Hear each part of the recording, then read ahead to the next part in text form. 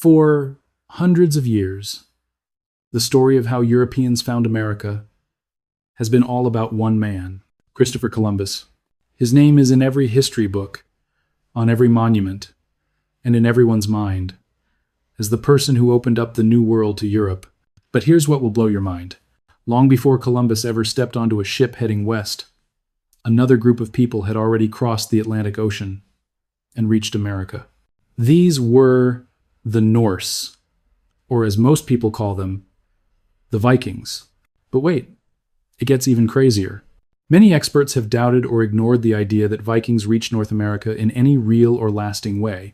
To some people, the stories felt like fairy tales, like made-up legends, or like fantasy stories from old books.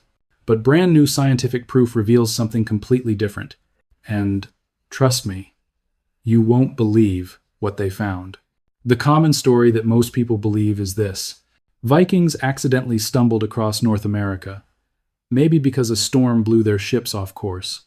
They landed quickly, looked around for a few days, and immediately sailed back home, never to return again.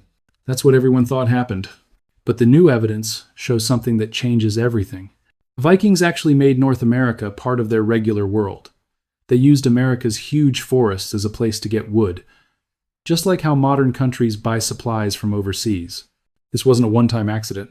It was a planned pattern of purposeful trips, taking resources and crossing the Atlantic Ocean over and over again for centuries. Let that sink in for a moment. Centuries. To understand how the Norse reached North America, we first need to look at Greenland. In the late 900 seconds AD, Greenland became the farthest western edge of the known European world. This was the age when Vikings were expanding everywhere. And here's where it gets interesting. In the year 985 AD, a man named Eric the Red, who had been kicked out of Iceland for killing someone, led a group of settlers from Iceland into Greenland's deep, freezing cold fjords. Eric had spent 3 years exploring Greenland's coast. He discovered 2 areas where people could actually live, separated by hundreds of miles of frozen wasteland. When his punishment ended, he went back to Iceland with big promises of green grass and good land for farming. The name Greenland itself is said to come from Eric's clever marketing trick. But guess what? His trick worked. 25 ships set sail with Eric's group. Only 14 survived the dangerous crossing. They built farms, churches, workshops, and even a huge cathedral. But living in Greenland was incredibly hard and unforgiving.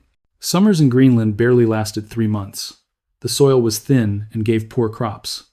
But here's the biggest problem that almost destroyed them. There was almost no wood.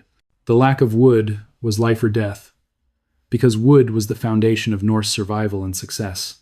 Ships alone needed huge amounts of strong, straight wood for keels, ribs, planks, masts, oars, and steering boards. And you know what grew in Greenland? Only tiny birch trees and willow bushes. These were stunted little shrubs, barely good enough for starting fires.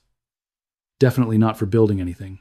Yet, somehow, the Norse still built boats, houses, barns, and tools that all required massive amounts of wood. For years, scholars asked the same question over and over. How did people living in a land with no trees manage to build a society that needed so much lumber? Where did the wood come from? How did they get it? And how often did they make these trips? Now here's where the story gets absolutely mind-blowing. A brand new study from the University of Iceland finally provides the answer.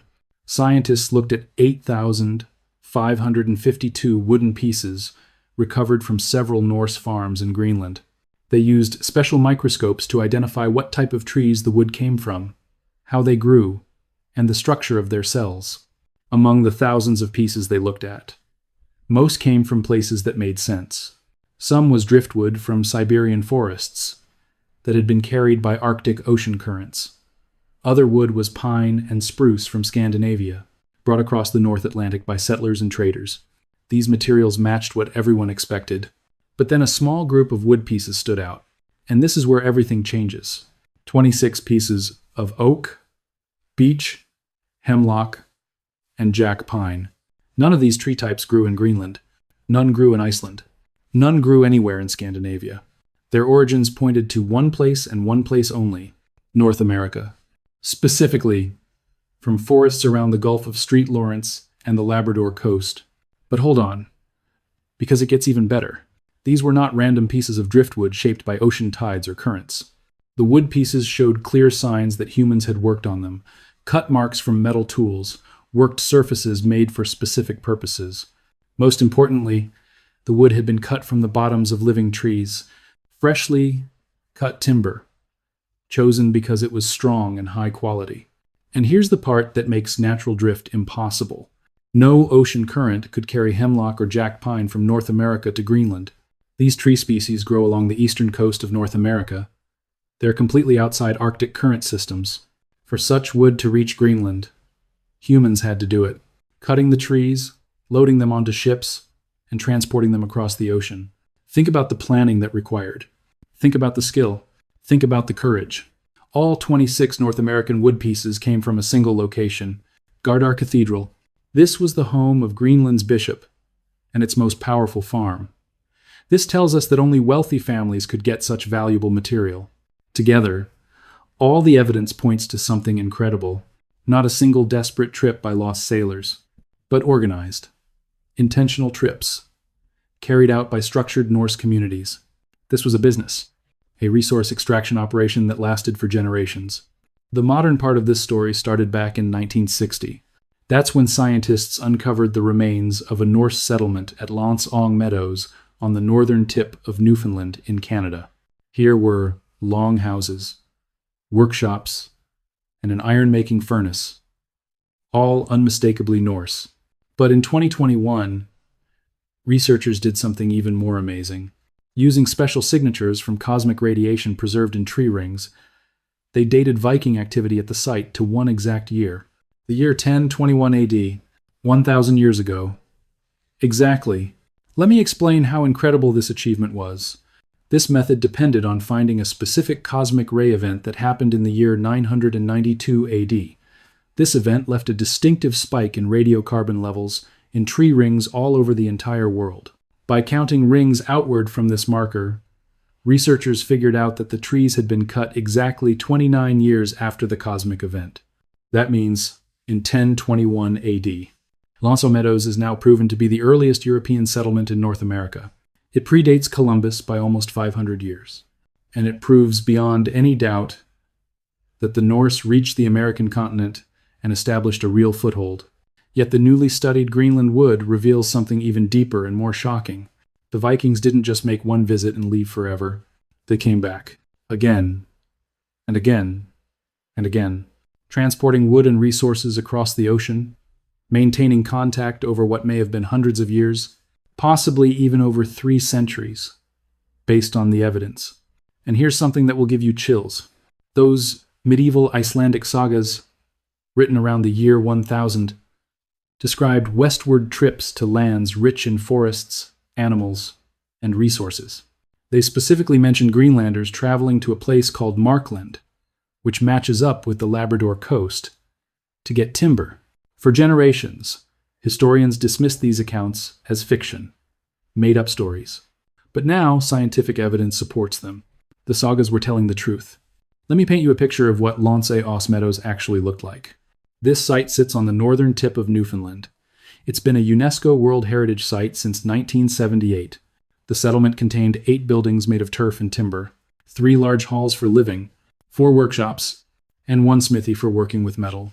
The site could hold between 30 and 160 people, depending on how packed they lived. But here's crucial evidence that proves Vikings didn't just stay at this one spot. The stuff found at the site supports the idea of a seasonal base camp, rather than a permanent colony. There were no burials found, no signs of farming or agriculture, no animal pens or barns, no religious structures like churches. The site was abandoned in an orderly way, with no valuable items left behind.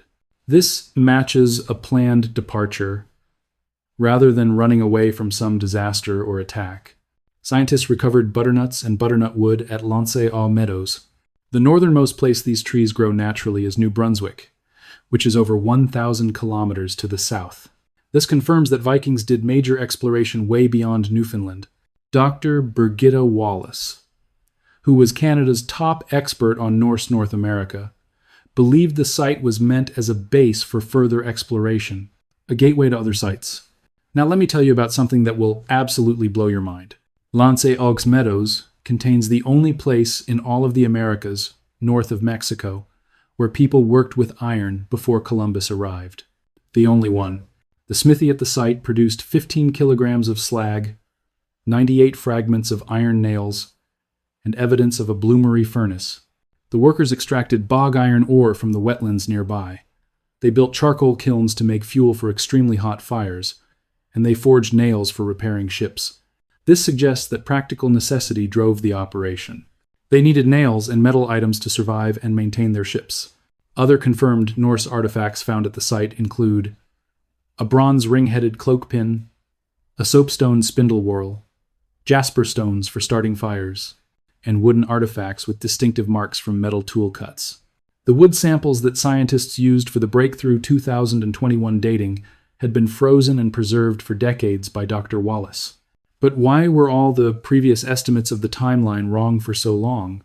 Early radiocarbon dating from the 1,960 seconds and 1,970 seconds had multiple problems. Sample sizes had to be bigger, which meant destroying more of the precious artifacts. Measurement uncertainty was huge, ranging from plus or minus 50 to 150 years. And there was something called the built-in age problem. Wood could be decades old when people used it, creating errors in the dating. A critical review done in 1989 narrowed the date range down, but there was still huge uncertainty. The field simply lacked precise markers until an amazing discovery in 2012. A physicist named Fusa Miyake discovered that certain cosmic ray events left distinctive signatures in tree rings all over the world. This created what scientists now call a cosmic clock. The technique works by finding the spike from one of these cosmic events in a wood sample. Then you simply count the tree rings from that spike to the outer edge. That tells you exactly what year the tree was cut down. The 2021 study marks the first time that archaeological science definitely confirmed what the Viking sagas said happened, with exact precision, down to a single year. Previous estimates also relied too heavily on interpreting the sagas. But here's the problem with that. The sagas were written 200 years or more after the actual events happened. They mixed real historical memories with literary decorations and storytelling elements added later. You couldn't be completely sure what was real and what was made up. Until now. The Norse sagas describe both peaceful trade and violent fighting, with people they called Skraelings. These were likely the ancestors of modern indigenous peoples in North America. One fascinating artifact is called the Maine penny. It's an 11th century Norse silver coin found at an archaeological site in Maine in 1957, discovered among 30,000 indigenous artifacts. A Norwegian coin expert authenticated it as real in 1979. The coin may have traveled through Native American trade networks from hand to hand over long distances. But it's also possible that it indicates direct Viking contact, much farther south than Meadows. A 2024 study showed that Vikings traded with indigenous peoples in the high Arctic. Even more interesting, Greenlandic textiles have been found containing fur from North American bison, which live on the Great Plains, nowhere near the coast. This would require extensive trade networks to get that fur all the way to Greenland. The sagas describe red cloth as something highly valued in trades. Vikings would receive furs and food in exchange for their cloth. According to the stories, a leader named Thorfinn Karlsefni refused to trade iron weapons. He recognized their strategic value. Giving potential enemies advanced weapons would have been foolish. Despite decades of claims, no other Viking site in North America has been confirmed, besides Meadows. The most prominent recent candidate was Point Rosée, on Newfoundland's southwest coast. Initial digs in 2015 and 2016 found what looked like turf walls and evidence of ironworking. People got really excited. But the final report in 2017 concluded something disappointing. There was no evidence whatsoever for a Norse presence. The apparent turf walls turned out to be natural soil features. The suspected slag was just naturally occurring bog ore. Other claimed Viking sites have been even more thoroughly rejected. The Kensington runestone found in Minnesota is considered a hoax. The Spirit Pond stones found in Maine were determined to be crude fakes. The famous Newport Tower in Rhode Island, when excavated, revealed only colonial American artifacts. Now let's talk about why Vikings eventually withdrew from Greenland and stopped going to North America. The answer comes from climate science, and it's actually really sad. Vikings arrived during something called the medieval warm period, which lasted from about 900 to 1250 AD. Life was hard, but survivable. But then the Little Ice Age started. This made survival increasingly difficult, and eventually impossible. A 2023 study revealed a factor that people had overlooked. Local sea level actually rose by over 10 feet during the Viking occupation. As ice sheets expanded during the cooling climate, they pulled ocean water toward them. At the same time, the land itself sank down from the weight of the ice. It was a double disaster that flooded massive areas of settlement land. One researcher said, "The Vikings didn't really have a choice. They couldn't stop the Little Ice Age. We can do work today to stop climate change, but the Vikings were locked into their fate." A 2022 study documented a long drought that happened at the same time settlements were being abandoned. Another study added vitamin D deficiency and inbreeding problems to the list of factors. It was a perfect storm of disasters, all happening at once. Several mysteries still remain unanswered. Were there other settlements that we haven't found yet? Dr. Wallace believed additional sites may never be found. Norse buildings made of turf and timber decay really fast. That makes finding sites incredibly difficult. What was the full extent of Viking exploration in North America? Butternuts prove they traveled at least to New Brunswick. But did Vikings reach New England? Most scholars remain skeptical. What does the exact date of 1021 actually represent? Was this the beginning of activity? The end? Or just an arbitrary moment in ongoing operations? We still don't know for sure. The breakthrough dating method using cosmic ray events has been named among Nature magazine's 7 technologies to watch. Researchers are now using it in contexts all over the world. For Viking studies, specifically, the combination of precise dating, timber analysis, and climate modeling has completely transformed the field. The picture coming into focus is not of a single failed colony that lasted a few years. Instead, it's a picture of systematic, centuries-long resource extraction. Vikings treated North America like Greenland's lumberyard. They kept coming back for wood as long as the medieval warm period lasted. That's the real story. Not failure, but successful exploitation of an entire continent's resources for generations. One researcher concluded, Norse Greenlanders had the means, the knowledge, and the appropriate ships to cross to the east coast of North America, at least up until the 1300s. That's 300 years of sustained contact.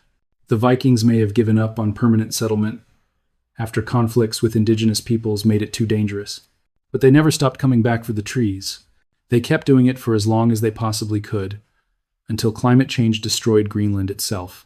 So the next time someone tells you Columbus discovered America in 1492, you can tell them the real story. Vikings were there first, by almost 500 years. And they didn't just visit once. They kept coming back for centuries, building a transatlantic resource network that predates anything Columbus ever did. This changes everything we thought we knew about early European contact with the Americas. It shows that history is constantly being rewritten, as new scientific methods unlock secrets from the past. The Vikings weren't just warriors and raiders. They were skilled sailors, smart traders, and persistent explorers who maintained a connection to North America for 300 years. That's the power of new scientific evidence. It completely rewrites history in ways we never expected. Thanks for watching. If you found this information helpful, you can like, subscribe, share, and comment your thoughts. Until next time.